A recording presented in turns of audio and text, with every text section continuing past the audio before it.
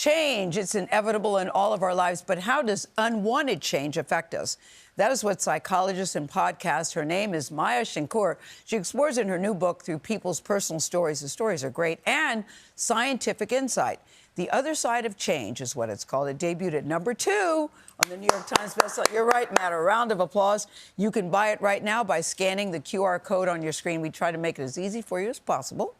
Maya Shankar is here.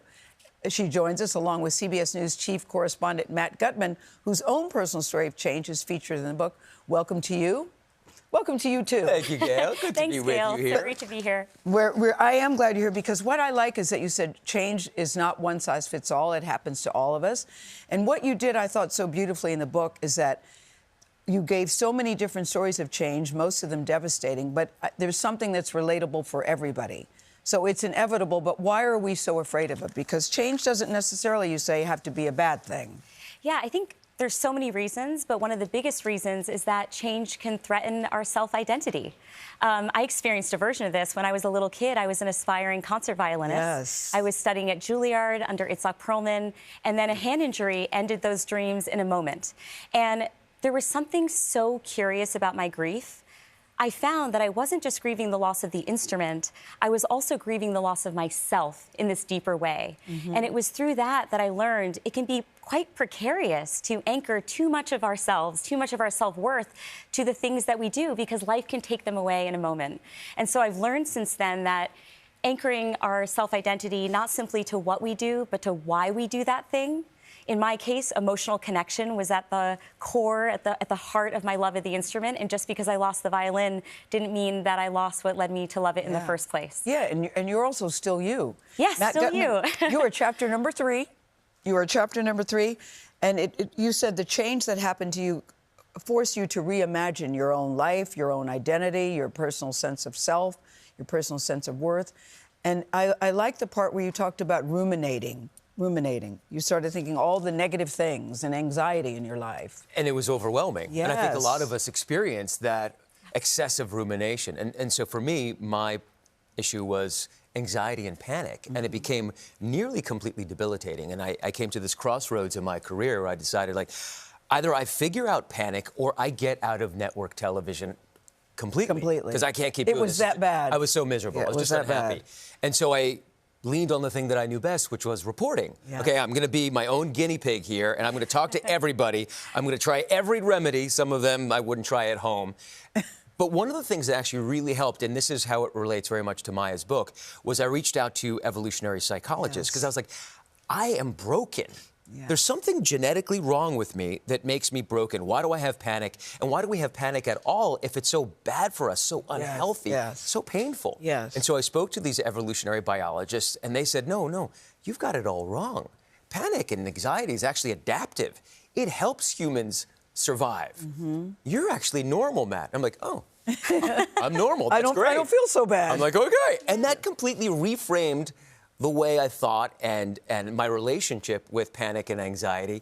And that alone helped me so much. And that's how it dovetails so cleanly and perfectly with Maya's thesis in her book. Yeah, because you talk about what happens when change derails your dream. You talked about being a violinist, but you also write very movingly about your own journey and struggle with miscarriages in your life. And you have to start reframing things very differently. So what happens when change derails the dreams that you've had, anybody, the dreams they've had for themselves? Well, change can serve as a moment of revelation for us where it reveals hidden views that we might have had or ideas or beliefs we're laboring under. And I still remember on the night of the second miscarriage when my husband and I found out we lost identical twin girls with our surrogate, I was just devastated. And that was the second miscarriage. This was the second, exactly. Yes. I was devastated beyond belief. And I remember my husband, Jimmy, comes into the bedroom and he looks at me and he goes, Maya, let's name a couple of things that we're really grateful for. And I was like... You said in this moment? I was like, Which dude... is what the worst thing a husband can do. I was like, dude, hell no. Look on the bright side. No, I was don't like, do you that. take your toxic positivity Instagram nonsense and you do it. But, you know, he was so sweet and innocent in his desire to have us reframe the moment. And so What I actually did was, in that moment, and my husband didn't know this, he's a software engineer, but it's called a self-affirmation exercise. What you do is you list all the things that matter to you, that bring meaning into your life, that are not threatened by the change you're going through. So I started to allow this list to flow out of me. Oh, I'm so grateful to be an aunt to my 6 nieces and nephews. I'm so grateful to host my podcast, A Slight Change of Plans. I'm grateful for my Zoom workouts with my trainer, Matt. You can come up with something, yes. Yeah, and what that did for me, Gayle, is that it allowed me to zoom out on my life as a whole and to remind myself, you've developed tunnel vision. You've been so focused on this goal of yours of becoming a parent that you've lost perspective on how otherwise rich and multidimensional your life is.